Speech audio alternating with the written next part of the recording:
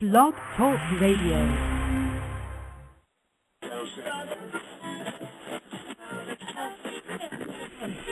Tonight, Artists on Demand brings you a show that can divide by zero and still be awesome. Welcome to the Meltdown. The show's so good, Van Gogh wishes he had a beer. No, correct. No, Roberta. Painters, sculptors, other artists. No worries.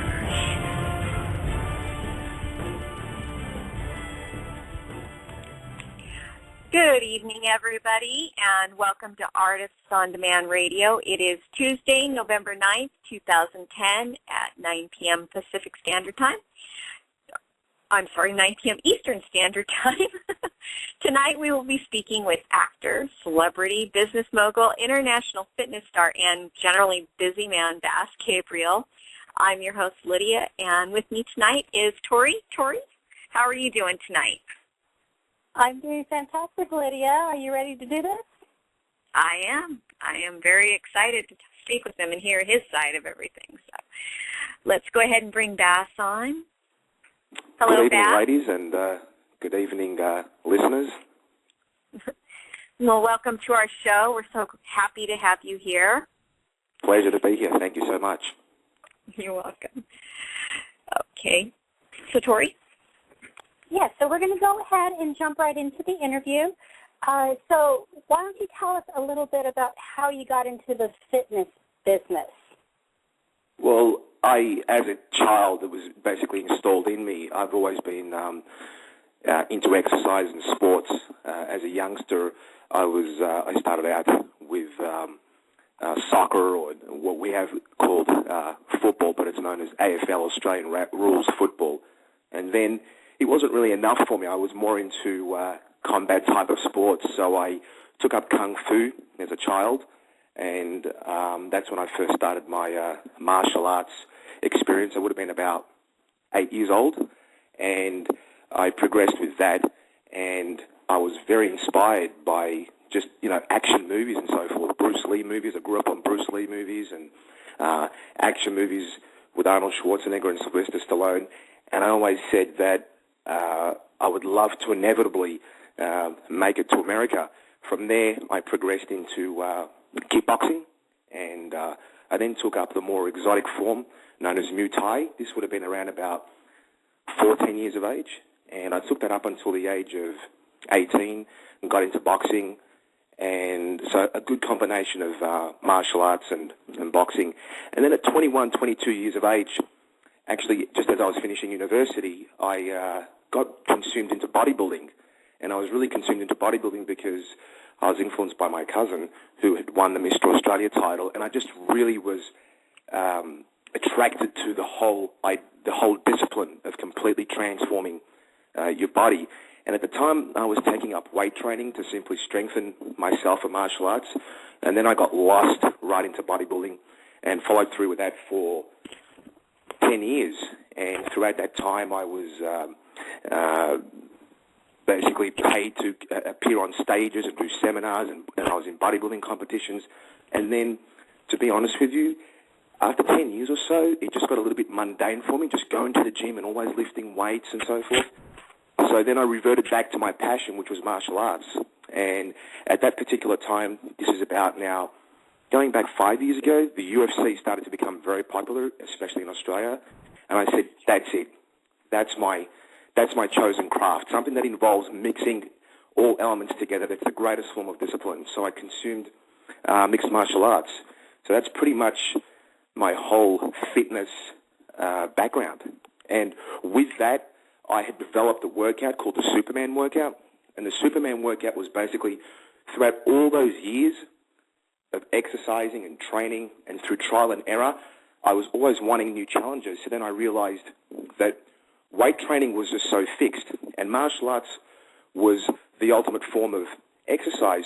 But then what I decided to do was I decided to take all the advantages from every training routine. So I took the advantages of weight training, martial arts, cardio training, even water work, and I combined all of it into a workout known as the Superman workout. And I call it the Superman workout because, in essence, this type of training actually would turn you into a super athlete, a Superman, in the sense that you'd become physically superior.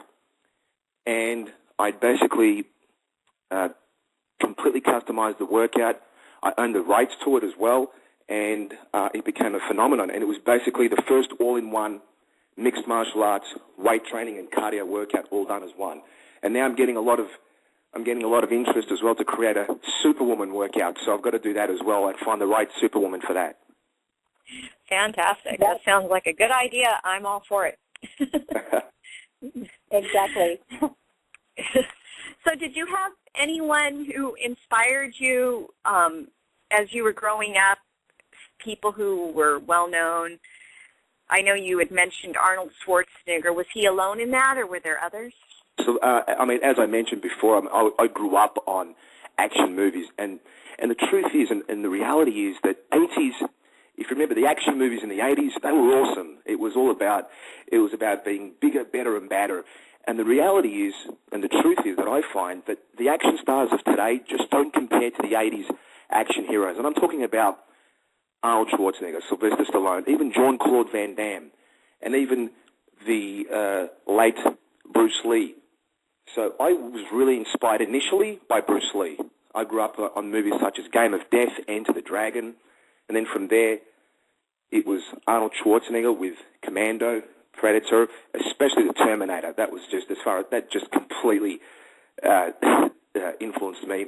And I also grew up on the staples of Sylvester Stallone movies such as the Rambos, the Rockies, and it was that action and that drive that really inspired me. Also, what really got me into martial arts as well was, I can perfectly admit this one, was Kickboxer and Bloodsport by Jean-Claude Van Damme. That's what inspired me the most. That's a pretty good film. I'm not a big action film fan, and even I like that one, so I can completely understand it. You know, I can totally... Sorry.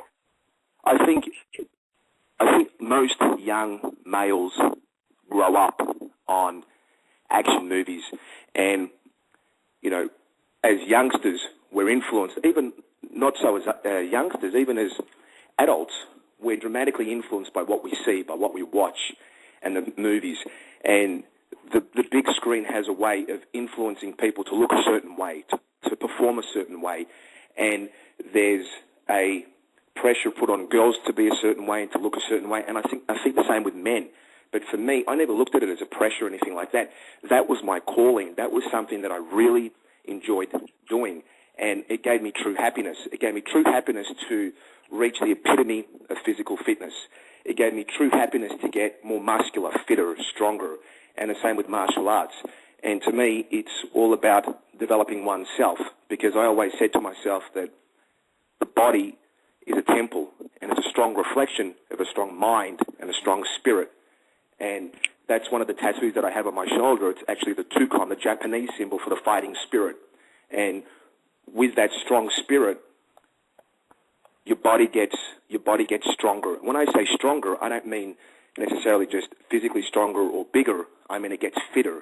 It's the endurance improves, and all of this is a strong reflection of a strong mind. So first it goes like this: if your body is strong, then your mind is strong. If your mind is strong, then your spirit is strong. Absolutely wonderful words to go by. I totally agree. So you are having a reality TV show coming out. Can you tell us what it's called?